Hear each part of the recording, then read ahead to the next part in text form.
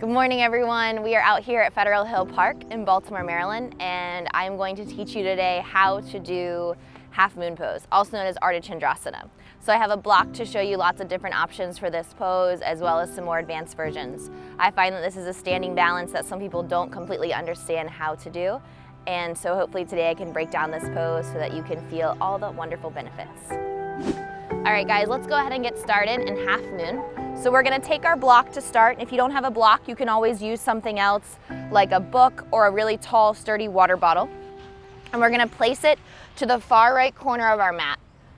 From here, we're gonna start with our right foot and then allow our left hand to come to our left hip. I'm gonna place my right palm on the block flat. So I don't want you to grip your item, I want you to put your hand flat.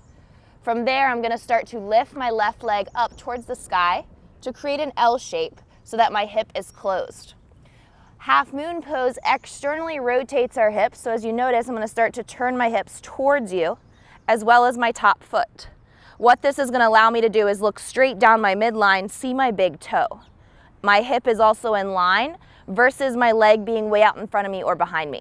You can stay right here with this pose, or you can take your top arm up towards the sky. Now as you lift your arm up, maybe you look straight down at your bottom hand and you see that balance all the way up to the top arm. From here, as you lift this top leg, you're gonna notice that your hip externally rotates even more. Once you start to find balance, softly bend your bottom leg so that way it's not hyperextending. And then you can pull this bottom palm right up to your heart and just balance without the block. Now this gets really challenging, so if you need to bring your fingertips back down, you can. And then you also might notice that maybe your block starts to drop down to the second height or even to the lowest height. I love blocks in this pose because generally the length of our arms doesn't match that of our legs, so it allows us to open up even more.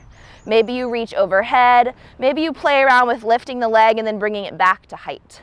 On your next breath, slowly start to turn back and you're gonna close your hips to rest.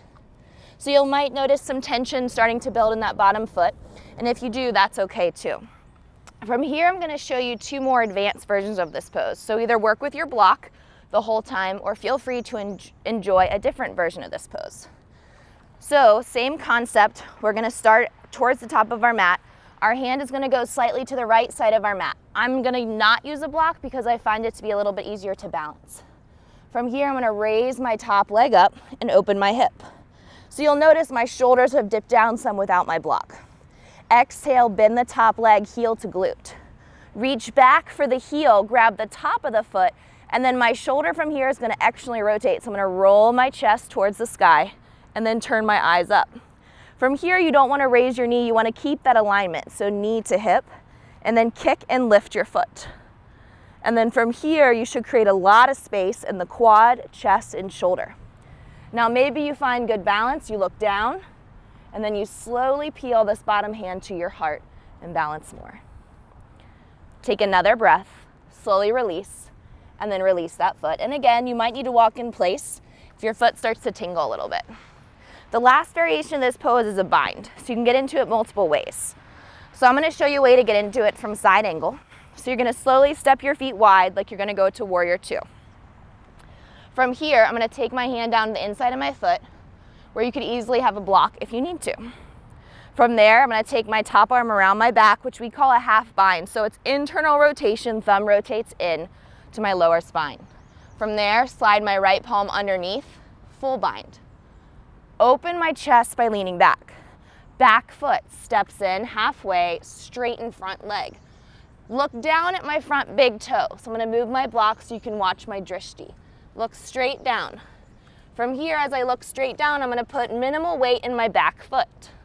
Slowly start to engage the butt on the left side, hamstring and heel, and then pick up the leg.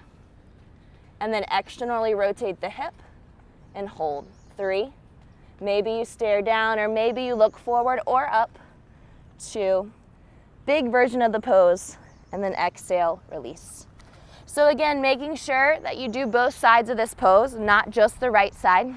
So you'll always start with the block a couple inches in front of your toes to the opposite side that you're working on. So if my right foot is forward, the block always wants to go 2 inches over to the right and then a couple inches forward, and the same concept for the left.